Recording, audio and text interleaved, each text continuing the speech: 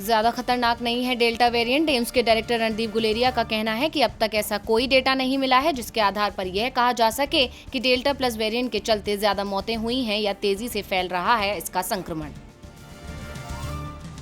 भारत का कड़ा रुख कर गया काम। यूरोपीय संघ के 9 देशों में कोविशील्ड लगवाने वाले लोग कर पाएंगे यात्रा। एस्टोनिया ने सभी भारतीय टीकों को मान्यता देने का किया ऐलान। प्रियंका के मनाने पर नवजोत सिंह सिद्धू से मिलने को राजी हुए राहुल। तय नहीं थी मीटिंग। बुधवार शाम राहुल गांधी और नवजोत सिंह सिद्धू के बीच हुई मुलाकात और काफी देर चली थी बातचीत। ममता बनर्जी ने पीएम मोदी को भेजे बंगाल के आम। मिठास से दूर होगी केंद्र राज्य के बीच रिश्तों की खटास। टीएमसी और बीजेपी के बीच बढ़ती दूरियों को कम करने की ममता ने की पहल। राज्य और केंद्र के रिश्तों में मिठास घोलने का किया काम।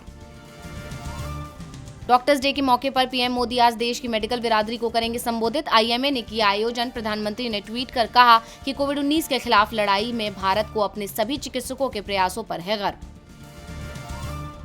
स्पीकर चुनाव से मानसून सत्र तक। महाराष्ट्र में गवर्नर और उद्धव सरकार में शहमात जारी। राज्यपाल ने भाजपा प्रतिनिधिमंडल से मिलने के बाद मुख्यमंत्री उद्धव ठाकरे को लिखा पत्र। आगामी मानसून सत्र का समय बढ़ाने और जल्द से जल्द विधानसभा अध्यक्ष के पद पर किसी और को नियुक्त करने की उठाई मांग। सुप्रीम कोर्ट के जज अशोक भूषण एक और ऐतिहासिक फैसला देकर हुए रिटायर। बुधवार को उन्होंने कोविड-19 के कारण मारे गए लोगों के परिजनों को मुआवजा देने का दिया आदेश और सरकार की आर्थिक तंगी के कारण मुआवजा नहीं दिए जाने की बात को किया खारिज। मोदी कैबिनेट में होने जा रहा है बड़ा बदलाव। खराब प्रदर्शन वाले कई मंत्रियों की छुट्टी संभव। बहुत से नए चेहरे भी मंत्रिमंडल में देखने को मिल सकते हैं। 2 साल के बाद होने जा रहा है बड़ा बदलाव। जामिया में बनेगा 50 बेड का अस्पताल। अब तक कई प्रोफेसर की हो चुकी है मौत। विश्वविद्यालय प्रशासन ने अभी से कोरोना की तीसरी लहर का मुकाबला करने की तैयारी की शुरू। गुलशन कुमार हत्याकांड में बॉम्बे हाईकोर्ट का बड़ा फैसला। हत्यारों की उम्र कैद रखी बरकरार। न्यायमूर्ति साधना जाधव और न्यायमूर्ति एनआर बोरकर ने व्यापारी भाई बहनों की हत्या, साजिश, सामान्य इरादों और शस्त्र अधिनियम के तहत पाया दोषी। कनाडा के ब्रिटिश कोलंबिया प्रांत में भीषण गर्मी ने तोड़ा रिकॉर्ड। 233 लोगों की गई जान। कनाडा में इतना गर्म होना इतिहास में पूरी तरह से अभूतपूर्व।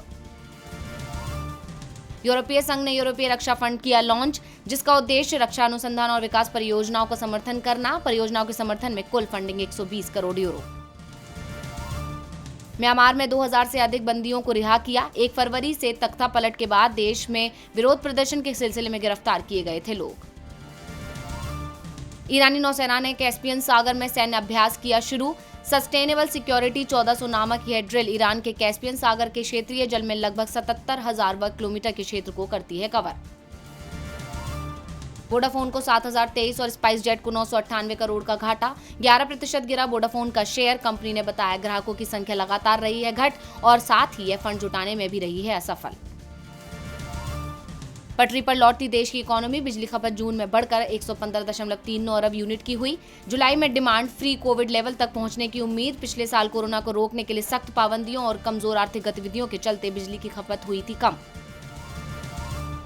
जून में बढ़ी गाड़ियों की बिक्री। बजाज ऑटो को 24% की धमाकेदार मिली ग्रोथ। एस्कॉर्ट्स ने मई के मुकाबले 1682 ज्यादा बेचे ट्रैक्टर। कोविड-19 महामारी की दूसरी लहर के चलते मई में ज्यादातर कंपनियों की ऑटो सेल्स के आंकड़े रहे थे निराशाजनक। आज से महंगा हुआ रसोई गैस सिलेंडर। तेल कंपनियां हर महीने एलपीजी सिलेंडर के दामों की करती हैं समीक्षा। हर राज्य में लगने वाले टैक्स के हिसाब से होता है एलपीजी के दामों में अंतर। 15 महीने में 2100% चढ़ा अडानी ग्रुप का स्टॉक आया ढलान पर। एनएसई पर 39% नीचे आ चुका है। मार्च 2020 के निचले स्तर से 1100% चढ़ चुका है। तापसी पन्नू की नई थ्रिलर फिल्म हसीन दिलरुबा ओटीटी रिलीज के लिए तैयार। तापसी पन्नू ने कहा, यह थ्रिलर है जो पीढ़ी दर पीढ़ी लोकप्रिय रही है क्योंकि ये फिल्म आपको बांधे रखती है।